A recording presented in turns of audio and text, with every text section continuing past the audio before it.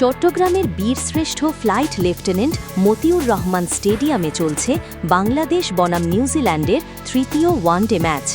প্রথমে ব্যাট করে বাংলাদেশ জাতীয় ক্রিকেট দল তুলেছে লড়াকু ২৬৫ রান ৮ উইকেটে ৫০ ওভারে। দলের হয়ে দুর্দান্ত সেঞ্চুরি করেছেন নাজমুল হোসেন শান্ত ১১৯ বলে ১০৫ রান। তার সঙ্গে গুরুত্বপূর্ণ অবদান লিটন দাসের ৭৬ রান।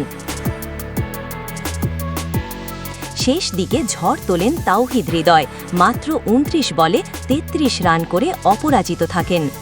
জবাবে ব্যাট করতে নেমে নিউজিল্যান্ড জাতীয় ক্রিকেট দল এখন পর্যন্ত করেছে ১১৬ রান ৪ উইকেট হারিয়ে ২৭ ওভারে। দারুণ বোলিং করছেন মুস্তাফিজুর রহমান, ইতোমধ্যে তুলে নিয়েছেন গুরুত্বপূর্ণ ২টি উইকেট।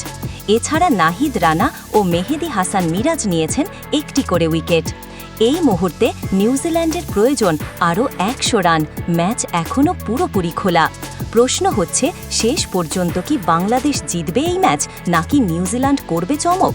শেষ পর্যন্ত আপডেট পেতে আমাদের সাথেই থাকুন।